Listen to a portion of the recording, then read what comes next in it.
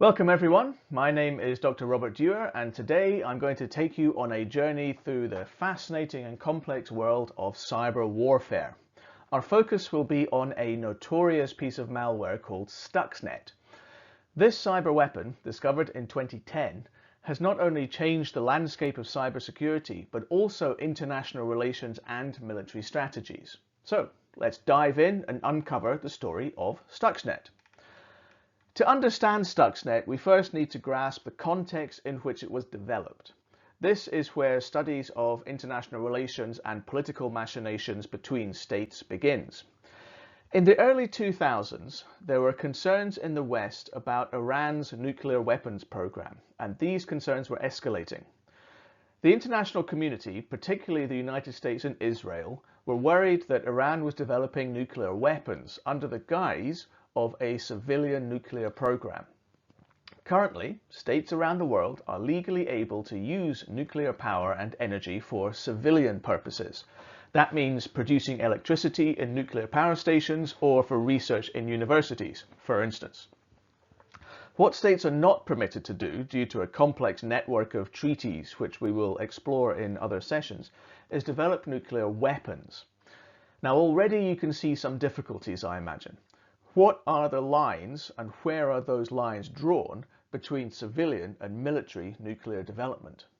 Now, when it comes to Iran's nuclear program and the West trying to minimize its military application, traditional diplomatic and military options were on the table, but they came with significant risks and potential for escalation.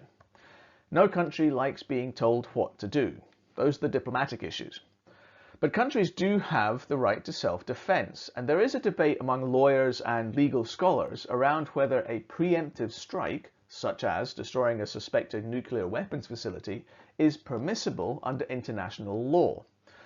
This is a big debate, and there is no clear answer to that question even now. Enter cyber. Unlike conventional weapons, cyber weapons and tools can be deployed discreetly and can potentially cause quite significant damage to a target without all the messiness of death and destruction. This is where Stuxnet comes into play. Stuxnet is a sophisticated computer worm, a type of malicious software designed to replicate itself and spread to other computers. However, Stuxnet was not your average malware. It was incredibly complex and targeted very specific systems. The Industrial Control Systems, or ICS, that managed Iran's nuclear centrifuges at the Natanz facility, specifically the SCADA networks, the supervisory control and data acquisition systems of nuclear enrichment centrifuges. Now, a bit of nuclear physics is needed at this point. To get uranium, a radioactive element, to do anything useful in a nuclear reactor or a nuclear weapon, it needs to be prepared in a particular way. This is called enrichment. The way this is done basically is to spin it, molecules of it, spin it in special devices called centrifuges. Centrifuges are very delicate and spin at very specific speeds to create the kind of uranium that nuclear physicists need for their work. Any changes in that speed and the centrifuges fail and can even break to the point of being destroyed. The brilliance of Stuxnet lay in its precision in two ways. First, it was designed to remain completely dormant on most computer systems and only activate under very specific conditions. Specific computer hardware made by a specific manufacturer, Siemens in this instance, that did a very specific function, managed nuclear enrichment systems, which were only found in very few places around the world, including those found at the Natanz nuclear enrichment facility in Iran. If Stuxnet was on any other system that did not meet any of those conditions, it did nothing, it just sat there. The second way Stuxnet acted so precisely was, once activated in a network that ticked all the boxes I just mentioned, Stuxnet would subtly alter the speeds of the centrifuges, causing them to spin out of control and ultimately fail.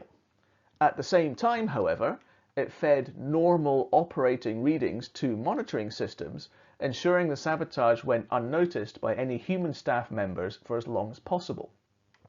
This is what happened at Natanz. The centrifuges spun out of alignment and control, failed, no one noticed, many were damaged beyond repair. What Stuxnet did was very subtle and very clever, and not a single bomb was dropped or bullet was fired. Stuxnet was discovered in 2010 by a cybersecurity firm called Virus Block Ada. Initially, it baffled security experts because of its complexity and sophistication. That sophistication meant that Stuxnet could not have been created by hacktivists or citizen hackers. Only a large team of highly trained computer specialists with significant resources could pull this off. Not only that, but a great deal of old-school spy intelligence was needed to write code that targeted only those devices and nothing else. This implied state backing. Governments and possibly state militaries were doing this. Further analysis revealed the worm's purpose and likely involvement of state actors in its creation, with fingers being pointed and allegations being made towards the United States and Israel, who have never officially confirmed or denied their involvement. Although this is part of the international relations discussions around Stuxnet, we're getting into the realms of espionage here. The impact of Stuxnet was profound, however. It reportedly destroyed about a fifth of Iran's nuclear centrifuges and set back their nuclear enrichment program by years. But beyond the immediate damage, Stuxnet discovery sent shockwaves through the entire cybersecurity community and the world at large. It was the first known instance of a cyber weapon designed to cause physical destruction in a specific manner. This revelation highlighted the potential for cyber attacks to cause real-world damage, changing how nations think about cybersecurity and cyber warfare even to this day. Stuxnet therefore taught us several critical lessons. Number one, cybersecurity vulnerabilities. Even highly secure air-gapped systems, those are computer networks that are separated or isolated from the wider internet, are vulnerable to cyber attacks. Stuxnet spread through USB drives, showing that even physical barriers can be circumvented. 2. Cyber warfare is reality. Stuxnet proved that cyber warfare is not just theoretical, but a practical tool of modern conflict. It can achieve strategic objectives without the collateral damage associated with conventional warfare, bombs and bullets. 3rd, it reinforced the need for robust defense. The sophistication of Stuxnet underscored the need for advanced and multi-layered cybersecurity defenses. Organizations and nations must continually evolve their defenses to keep up with the ever-changing digital threat landscape. 4th and finally, there are ethical and legal considerations, which we will come on to in other sessions. Stuxnet raised important questions about the use of cyber weapons. The potential for unintended consequences and collateral damage is significant, and the lack of clear international norms and regulations around cyber warfare is a major concern even today. In conclusion, therefore, Stuxnet was a game changer in the world of cybersecurity and international relations. It demonstrated the power and potential of cyber weapons, highlighting both the opportunities and risks that they present. As we continue to advance technologically, and this includes the cyber criminals who are more often than not many steps ahead in terms of their own technological capabilities, the lessons of Stuxnet remain ever relevant, reminding us of the importance of vigilance, innovation, and ethical considerations in the digital age. Thank you for joining me on this micro lecture on Stuxnet. I hope you found it enlightening and thought-provoking, and I'll see you next time.